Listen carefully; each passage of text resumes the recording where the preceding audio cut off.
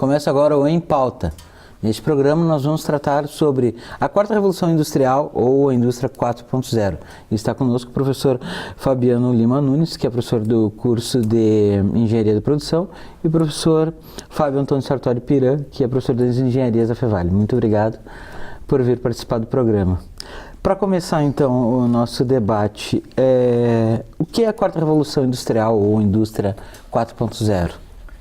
Bom, para a gente começar a falar da indústria 4.0 é interessante a gente voltar um pouquinho no tempo e entender o que foram as outras revoluções industriais, né? A primeira, a segunda e a terceira. A primeira revolução industrial ela aconteceu por volta de 1800, um pouquinho antes, e ela foi propiciada pelo desenvolvimento da máquina a vapor, né? Ou da estabilização da combustão interna da máquina a vapor, feita por James Watt, aconteceu na Inglaterra. E naquele momento isso foi muito importante porque a máquina a vapor ela ajudou a substituir a utilização da força animal e força humana por força mecânica, né? Então, a partir do momento que a gente conseguiu gerar força mecânica, né, a vida das pessoas melhorou e a gente começou a colocar esse motor, né, em barcos, em trens, a gente tirou os cavalos e colocou o motor e aí a gente desenvolveu o automóvel, né? Então a gente começou a potencializar o transporte e aí colocou também esse motor e essa força mecânica nas fábricas e começou a produção. Na segunda revolução industrial, que aconteceu por volta de 1900, um pouquinho depois, ela foi uma junção aí de alguns desenvolvimentos tecnológicos, como por exemplo a energia elétrica, que de alguma forma também a energia elétrica gera força, né? E também a produção em massa, que foi desenvolvida pela Ford, onde ela possibilitou a produção em grande escala dos produtos e aí popularizou, massificou, digamos, o consumo no mundo, pelo menos foi o primeiro momento de massificação que a gente teve de produção e de consumo.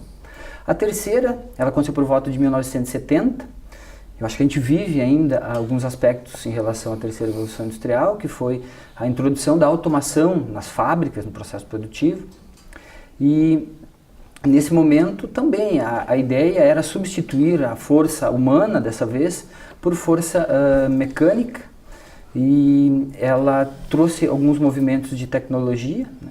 Informação, né? Isso. Entra o primeiro conceito de TIC na indústria começa nessa época também, né? Isso.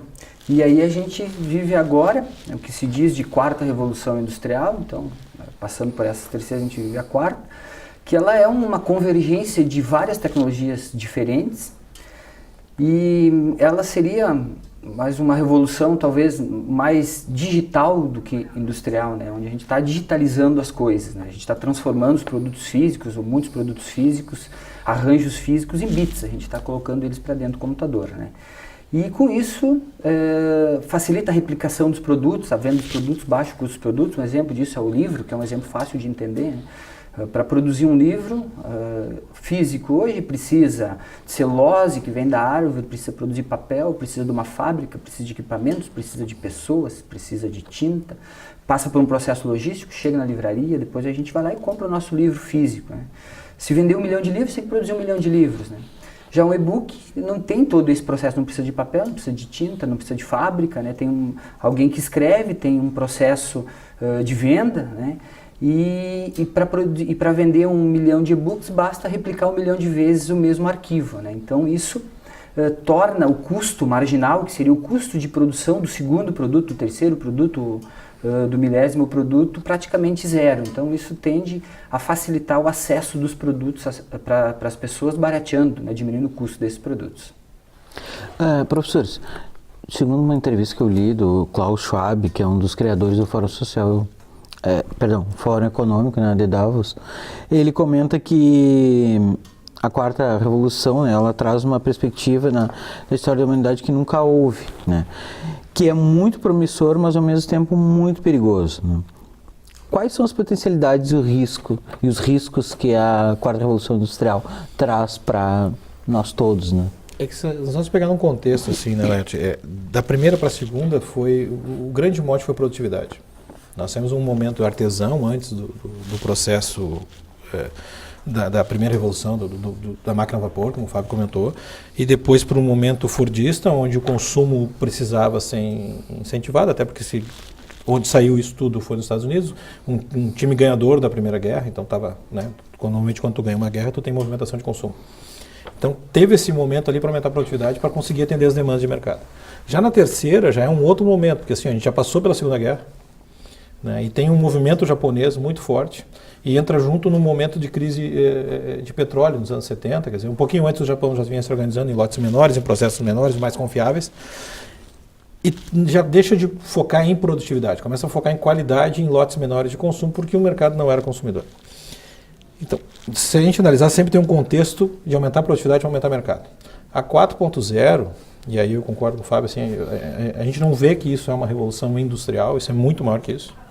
Né? O Schwab é um cara que estuda muito isso, ele é o primeiro livro em português, é esse cara que traz, quer dizer, mas ao mesmo tempo, quando você sai de um cenário, né, que é digital, ele é baseado em recursos que só vêm com base da terceira revolução, o problema é que você começa a ter pessoas, menos pessoas no processo operacional. Eu não vou ter mais um cara, por exemplo, como a gente tem muito aqui no Vale dos Sinos, que vai modelar um calçado. Hoje, a Adidas já tem hoje plantas que fazem calçados em 3D, né, onde eu posso colocar a planta em qualquer lugar do mundo. Isso muda o cenário econômico desse processo, porque eu saio, normalmente, qual é o grande mote mundial? As grandes nações, elas não fabricam as coisas, elas desenvolvem as coisas. Né? Eu brinco muito com a meninada, assim, o país rico concebe automóveis, o país pobre monta automóveis. Então tem um momento que nós aqui montamos as coisas, como um país em desenvolvimento, eternamente em desenvolvimento. Né? Agora, quando eu tenho um centro de inteligência desenvolvendo novas tecnologias e novas metodologias, eu posso colocar em qualquer lugar. Eu não preciso mais ter um Brasil com mão de obra não tão barata, uma China, como se houve esse fomento muito forte dos anos 90 para cá. Eu vou colocar no lugar que eu quero, porque a fábrica vai deixar de ter mão de obra. Agora começa a ter, como os japoneses falam, a mente de obra. Hoje, onde você começa a usar o seu trabalho intelectual no processo. Então, o que você pode ter como risco é um número gigantesco de diminuição de pós-trabalho. Isso já ocorreu na terceira revolução, né, onde a gente pega cases coreanos, os caras tinham lá 1.200 postos de trabalho e passaram a 100 numa planta só. E os caras hoje têm a maior planta de automóveis do planeta. A cada 10 segundos cai um carro. Então, esse é o grande risco, você diminui drasticamente a força de trabalho. E isso traz junto uma discussão que entendemos que é a primeira vez que ela vem mais forte à tona, e o Klaus Schwab traz isso, que na primeira revolução industrial ficou muito claro, é substituir força animal, força humana por força mecânica. Na segunda revolução industrial vai mais ou menos por esse lado também, aumentar a produtividade usando força mecânica. A terceira revolução industrial, ela já tenta mudar um pouquinho esse processo, porque a gente tem inserção de computadores na fábrica e no processo produtivo, mas os computadores acabaram trazendo mais emprego do que propriamente desemprego. Só que o que se entende?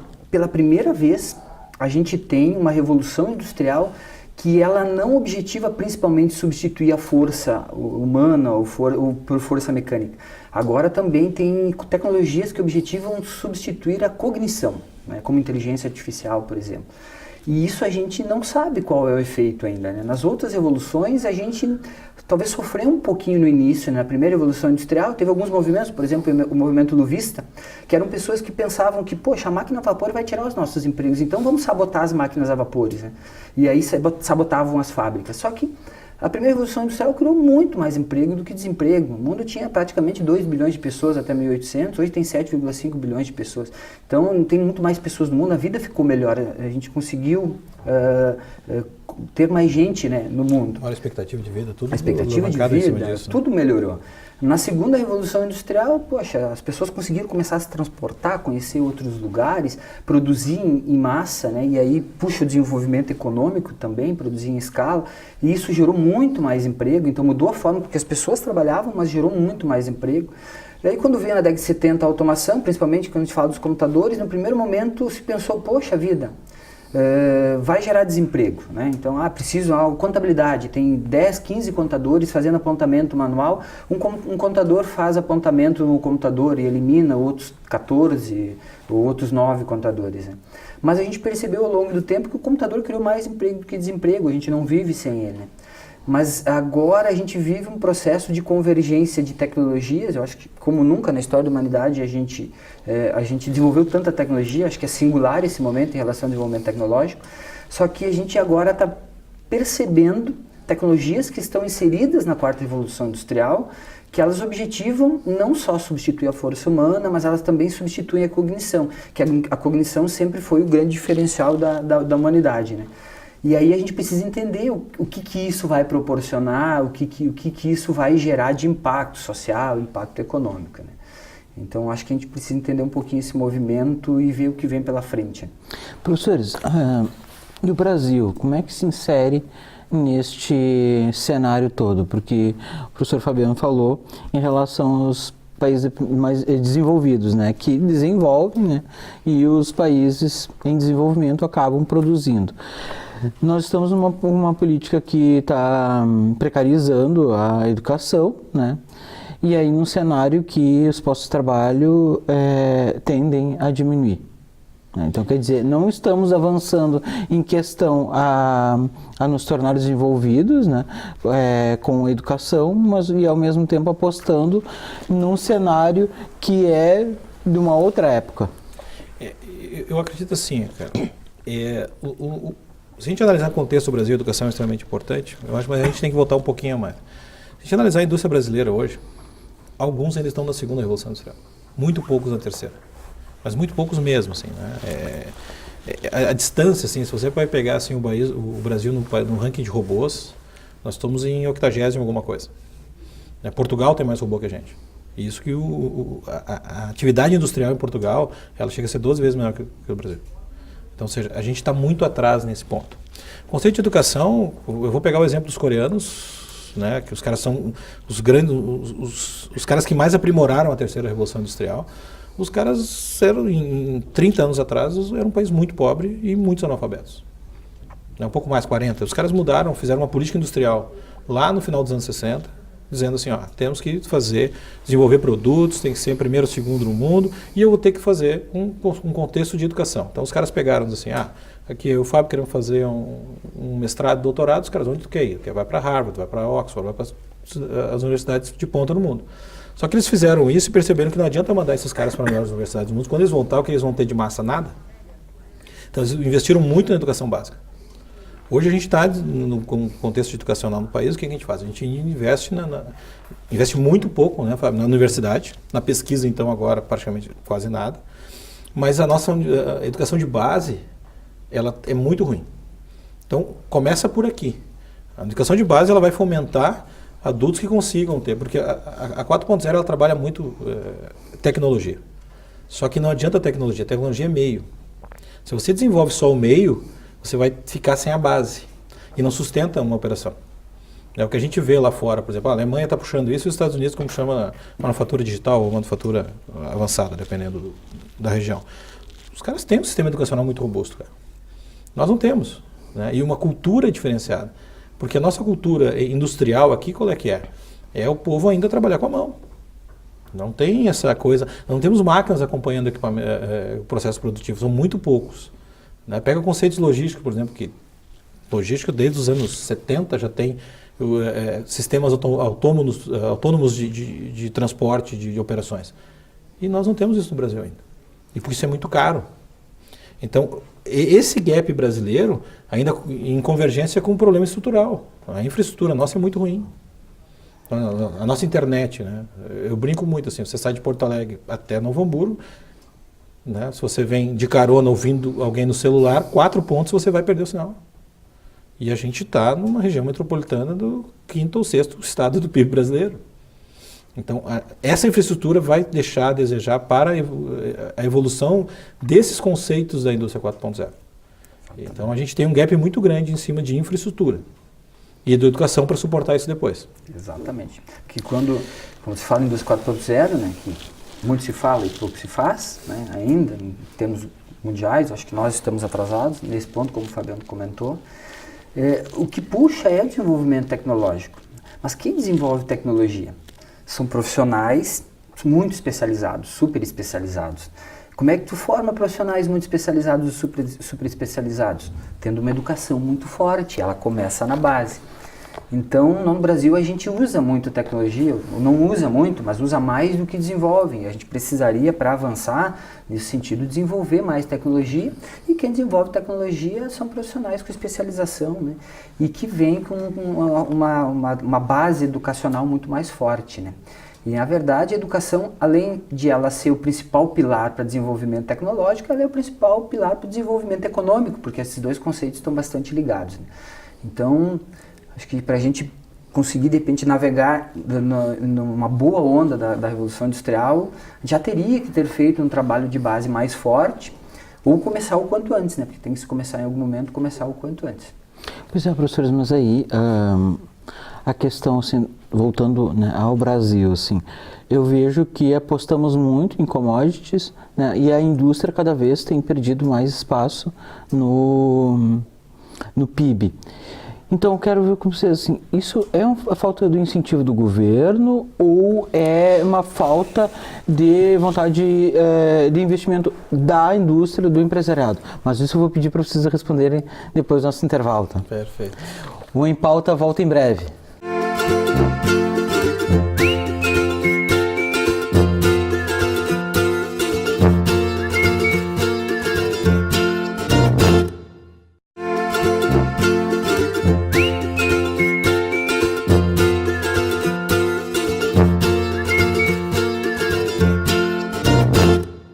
Voltamos com Em Pauta, hoje falando sobre a quarta revolução industrial. Professores, então no finalzinho do último bloco eu perguntei se, né, o Brasil investe muito em commodities, mas a indústria está perdendo espaço, e aí é o governo que não investe ou são os empresários que não estão apostando no futuro e no crescimento do país e no desenvolvimento e na modernidade, melhor dizendo? Nesse ponto, assim, Alex, eu acho que são os dois, tá? Tanto os empresários que não investem, quanto o governo também que deixa a desejar nesse ponto. Mas, ao mesmo tempo, hoje tem que voltar um pouquinho ao passado. Se nós pegarmos, assim, quem é que fomentou a indústria no Brasil? A indústria automotiva, que é uma que movimenta, principalmente nós, a área de produção, é que traz muitas soluções novas, foi desenvolvido pelo governo Kubitschek. Ou seja, o governo fomentou a vinda de empresas transnacionais, multinacionais, para fazer a indústria automotiva no Brasil. A indústria petrolífera no Brasil, quem fez? Governo militar. Indústria de energia, governo militar. Então pega um país como os Estados Unidos, que ainda é a maior potência mundial, né? Está ali com a China brigando, mas ainda tem esse título. Quem começou a fazer isso? Bom, petróleo, iniciativa privada. Automotivo, Ford, empresário. Né? Então teve ali Ford, Rockefeller, tem um movimento de empresários lá em 1900 e um pouquinho, que começaram a desenvolver a indústria de forma robusta dentro dos Estados Unidos. Então não teve posição de governo na história. Aqui a gente ainda espera muita coisa o governo fazer. Então, obviamente, onde a gente começou aqui, né? A gente começou desde o início dando espelhos e levando terra, levando ouro. Ou seja, nós temos um conceito extrativista. E o conceito extrativista não bate com a indústria. É uma cultura, então, que não... É uma cultura impregnada nosso como sociedade. Você pega assim, o maior minerador do mundo está onde? Está no Brasil. Agora, você pega assim, ó, onde é que se desenvolve tecnologia? Não é no Brasil. A gente tem base tecnológica, tem pessoas competentes, apesar dos pesares de falta de investimento, a gente tem isso. O problema é que as grandes corporações de tecnologia não estão aqui. Então, professor, pelo que o senhor está falando, falta um projeto de país. O senhor falou dois países aqui, a China e Coreia, que, né, estavam em desvantagem. Exatamente. E com o projeto chegaram aonde estão. Né? Pra você ter uma ideia, a política industrial no Brasil, ela foi feita nos governos militares e depois no governo Lula. E não foram adiante. Eu vou trazer de novo o cenário coreano. Os caras fizeram em 1960, também por um ditador, e essa política, ela vale até hoje na Coreia do Sul. E os caras só crescem. É uma 12ª, 11ª economia do mundo. Ah, mas para o Brasil é a 8ª economia do mundo. Perfeito. Só que mas é uma riqueza mais homogênea. No Brasil, enquanto isso, é muito concentrado. IDH, os caras estão anos-luz na sua frente. Ranking de educação dos caras nem tem comparação. Né? Nós somos o 84º, se eu não me engano. Os caras são 7º. Então, é um contexto de povo. Um contexto cultural isso. A gente vai pegar, assim, principalmente no cenário da produção, às vezes... Tirando a indústria 4.0, que vem dos alemães, que também tem uma cultura robusta, de impacto em conhecimento muito forte, você vai pegar a Ásia com a Coreia, com o Japão e a Coreia, muito forte nisso. também são culturas de disciplina, de foco. Então, isso a gente não tem ainda. Querendo ou não, também nós somos um país novo, né? São 500 e alguns anos. Você vai pegar uma discussão sobre o Japão, 5.000 anos os caras estão lá. Eles guerreiam há 5.000 anos. Então, esse elemento a gente precisa desenvolver como sociedade. A gente ainda espera tudo de uma maneira paternalista. Antes era a coroa, né? Depois a república, agora os presidentes, depois que abriu a democracia. Pensando né? assim, então, professor Fabiano, quais políticas públicas seriam necessárias, pensando assim num contexto maior, para que o país se desenvolvesse e engrenasse diante desse novo cenário? Bom, Porque somos a eterna promessa do país do futuro, o futuro nunca chega. Nunca chega, o futuro é sempre amanhã, né? Bom, primeiro, trazendo esse contexto da Revolução Industrial, que é um movimento novo, e tudo que é novo a gente precisa compreender bem antes de aplicar, né? E como a gente pode compreender melhor a Revolução Industrial, a Quarta Revolução Industrial, esse monte de tecnologia que compõe a Quarta Revolução Industrial é através da pesquisa. Tá? Só que, como o Fabiano comentou, quem fomenta a pesquisa pode ser através do governo, mas não precisa ser somente através do governo. Pode existir e deve existir uma fomentação maior e maiores investimentos em pesquisa, mas também pode existir uma fomentação, uma aproximação maior de quem faz pesquisa com a própria indústria, ou fazer pesquisa para a própria indústria, como a gente também vê em outros países, né? Normalmente as pesquisas elas são financiadas não somente pelo governo, às vezes até menos pelo governo, e mais pelas próprias empresas, e os pesquisadores estão lá nas empresas, trazendo pesquisa aplicada, e principalmente com o exemplo da Coreia, a gente teve a oportunidade de conversar com um pesquisador coreano sobre isso, e ele é da Universidade de Ulsan, na Coreia, e ele pesquisa dentro da Hyundai, que é uma indústria que está trazendo esses conceitos da indústria 4.0, vem aplicando esses conceitos, e ele está dentro da indústria, fazendo pesquisa para a indústria, e aí a universidade é da indústria, então a gente consegue verificar que a gente tem uma estrutura diferente, né? O valor que se dá para a pesquisa, que também se dá para a educação, ela é totalmente diferente. E claro que o tripé governo, sociedade, universidade, ou governo, indústria, universidade, ele é muito importante, mas carece também de uma aproximação maior da universidade com as indústrias para fazer a pesquisa aplicada e para trazer melhor esse conhecimento da indústria 4.0 para a compreensão geral, né? Porque senão a gente vai ficar aplicando coisas de formas locais. Coloca um robô lá, automatiza uma linha ali, mas a indústria 4.0 é muito mais do que isso. É mais do que isso. O professor Joe, né, que esteve conosco aqui em 2015, acho que foi, né? Ele jurava de pé junto que ele tinha 3.0. Eles não entram nessa celeuma ainda de tem 4.0. E os caras fizeram uma revolução absurda em termos do segmento automotivo e não só isso, né? Pegando coisas que já existiam há muito tempo, que o coreano tem muito isso, é muito forte, né? Na engenharia imitativa, que eles chamam, né? Que pegar conceitos que já existem e aplicar isso em novas soluções. Que isso é um conceito muito ligado à inovação, né? E aí você vai ver lá o professor Jota na universidade, como o Fábio comentou, de Ulsan, que é da Hyundai, ou seja, a Hyundai está investindo na pesquisa dela mesma. A gente tem colegas lá, o professor Maldaner, que foi fazer um doutorado na Coreia do Sul, chegou lá, modificou o cenário final do doutorado dele porque a Samsung pediu uma nova pesquisa. Então, 88% dos doutores coreanos estão dentro da indústria. Aqui é o contrário, entendeu?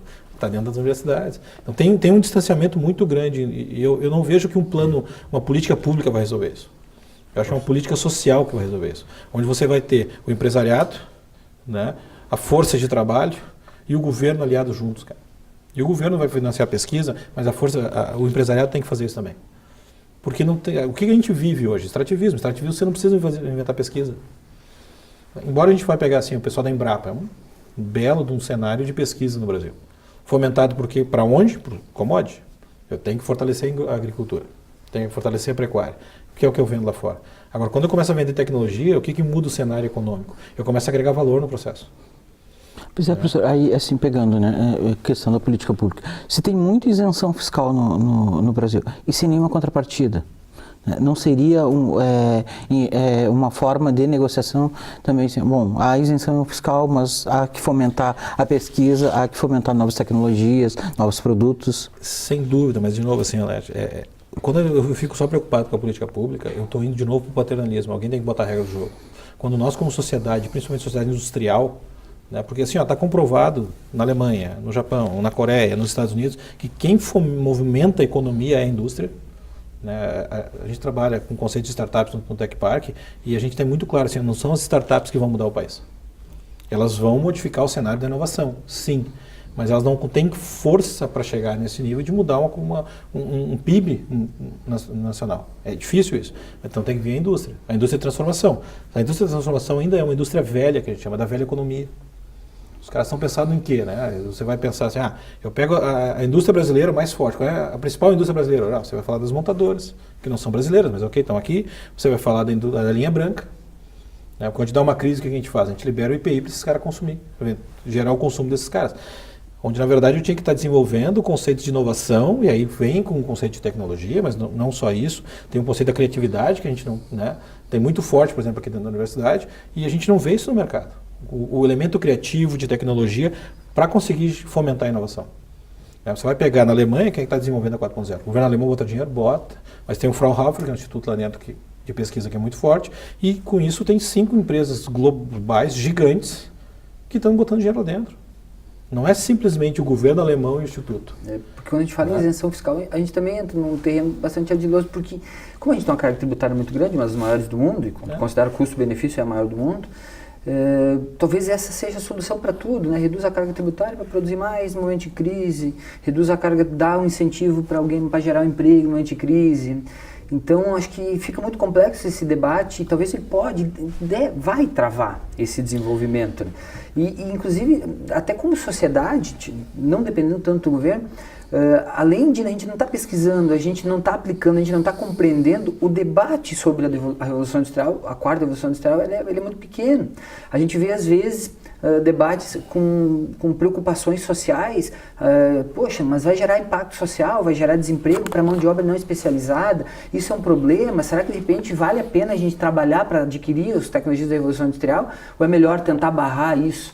Mas é que quando o movimento toma uma proporção tão grande, tu não consegue mais barrar a tecnologia. Pois é, o Brasil não é nenhuma ilha, não tem como fugir do movimento do resto do mundo, né? Exato. E aí a gente não debatendo, não compreendendo, não implementando, a gente perde competitividade e o impacto social vai ser pior mais adiante. Pois é isso que eu estava tentando dizer, assim, exatamente essa competitividade que estamos perdendo, né, e aí a gente aposta nas commodities, né, principalmente no agronegócio, mas e a indústria? E o paradoxal, o agronegócio nós temos uma produtividade de 5 vezes menor que os Estados Unidos. Ou seja, nem isso a gente é bom, cara. Porque o conceito de produtividade para o Brasil é muito diverso, assim. Não é o nosso conceito de engenharia de produção, né? Que a gente vê hoje, assim, tem um movimento brasileiro muito forte da engenharia de produção começar em áreas que não ia até então. Por exemplo, a gente faz projeto em hospitais, cara. Faz elementos de conceito de engenharia de produção no hospital, que é uma área de serviço. Em restaurantes, o McDonald's, por exemplo, todo o fluxo produtivo é pura engenharia de produção. Só que não se enxerga isso no Brasil. O que a gente enxerga tem que gerar um commodity. E aí eu vou fazer política pública. Se eu faço política pública, eu tenho um Estado patriarcal, onde eu tenho um Estado extremamente inchado, né? Pesado, aquela coisa assim, morosa, onde tem quantas, vou pegar assim, num outro contexto, quantas políticas públicas eu tenho para melhorar a condição social das pessoas. São absurdas. Só que a gente acaba não conseguindo fazer. O que a gente tem que pensar é, pegar assim um grupo de mais discussão. Universidades, empresas, cara, e governo tem que sentar. Sem isso, e criar um plano, uma política industrial para o Brasil. O que nós vamos fazer? Bom, nós vamos investir X% em tecnologia de ponta, como startup, fintech. Pega a Nubank saiu do brasileiro e olha o que virou esse negócio. Está quase deixando os outros bancos loucos, claro, mas você tem um lobby em cima disso também. Então pega esses caras, X aporte para isso. Pega a indústria. Qual é a indústria? Commodity? Longe de mim fazer uma discussão dessa, mas sobretaxa esses caras. Eu quero coisa nova, eu quero inovação. Eu quero uma agrotech, que hoje você tem um movimento começando, incipiente no Brasil, mas começando. Eu estou indo para a tecnologia na agricultura. Muito próximo de nós aqui, nós temos os caras que fazem hoje colheitadeiras que não precisam mais ter piloto. Analisa por GPS, ela já consegue cobrir e aumenta a produtividade. Agora, de novo, isso vai ter um problema de reflexo de trabalho. Então, se isso não for concatenado, né, a pesquisa com necessidade tecnológica do país, não vai ter política pública que banque isso. O problema é que hoje a gente tem um processo cultural onde esses 3 ambientes não conversam. A universidade privada conversa muito pouco com o governo. Obviamente a pública vai ter uma conversa mais estreita. E o empresariado não conversa com ninguém. O empresariado quer o quê? Ele quer redução de imposto. Para poder baratear o seu trabalho e ser mais competitivo. Mas a gente está competindo por custo e não por diferenciação. E aí está o grande mote desse negócio. Para pegar esses caras que nós falamos... E aí todos não alavanca o país como um todo. Não tem como, a gente vai ser sempre extrativista. Sim. Né? Professores, a gente já está no final do programa. Eu quero colocar uma última questão. Né? Para quem está nos assistindo, não importa se a Revolução 4.0 vai chegar agora em 10 anos, 20, 30, né? Mas como as pessoas, quem está nos assistindo, podem se preparar para esse futuro que é totalmente certo que vai acontecer, que vai modificar a nossa vida, né? E, inclusive os nossos trabalhos? Bom, eu acredito que o principal caminho é buscar se preparar, buscar se qualificar. Existem várias formas de fazer isso, né? Mas principalmente estudando, né? Buscando aprender, tem que estar sempre aprendendo. A gente pode aprender na universidade, pode aprender um curso online, pode aprender de várias maneiras. Porque, eu acho que pelo menos a gente nesse ponto está um pouquinho à frente em relação às demais revoluções industriais. Como a informação hoje circula muito fácil, a gente ficou sabendo praticamente ao mesmo momento, começando a pesquisar ao mesmo momento que a Revolução Industrial, a quarta Revolução Industrial, ela está começando a ser desenvolvida na Alemanha e em outros países, coisas que nas outras revoluções a gente recebeu as informações um pouco mais tarde. Poxa, então a gente está, em termos de informação, quase que junto, entendendo o que está acontecendo no mundo. Isso é uma vantagem. E a gente está percebendo que realmente é uma revolução que traz muito desenvolvimento tecnológico e ela vai precisar de profissionais muito qualificados, né? Então eu entendo que eu acho que cada um pode fazer a sua parte, é buscar conhecimento, aprender sempre, né? Se formou hoje, amanhã já tem que buscar outras formas de aprender, tem que complementar o conhecimento, tem que estar sempre atrás de melhorar a sua qualificação. Um ponto que eu acho assim, eu concordo com o Fábio e um outro ponto interessante é não ter medo da tecnologia. A gente ainda tem muitas pessoas, por incrível que pareça, a gente tem muitas pessoas que têm aversão à tecnologia. Tecnologia é meio. E tecnologia não é um negócio assim complexo, né? Você pega uma cuia de chimarrão, tem tecnologia ali dentro. Que é pegar o seu conhecimento e transformar em algo que pode resolver um problema. Então, tecnologia de ponta, que a gente está discutindo como elemento 4.0, sem dúvida nenhuma. Isso requer muita dedicação, muita especialização. Mas eu sugiro assim, ó, que se nós formos focar entre a segunda e a terceira, principalmente em termos de empresa no Brasil, a gente começa a preparar, porque é difícil você sair da segunda para direto para a quarta. Tem um gap aqui. Tem que passar pela automação dos processos, tem que passar pela tecnologia de informação. Porque hoje a gente tem uma gama de dados absurda já gerando com os nossos gadgets o tempo todo, só que o grande problema é transformar isso em informação. Isso, no meu ponto de vista, é onde o gap que a gente tem no Brasil também além de tudo que a gente falou, é conseguir convergir dados em informações. Dados nós temos muito. Agora, para que servem esses dados? Nós temos que começar a fazer análise. E análise de dados não é simplesmente fazer um gráfico. É tratar isso, é envolver outras ciências que às vezes não são as nossas para conseguir resolver o problema. Então, o foco sem dúvida nenhuma no desenvolvimento, no aprendizado, mas ao mesmo tempo é entender que tecnologia é meio. A gente tem que fazer a base primeiro, com processo, com análise, para depois começar a desenvolver tecnologias.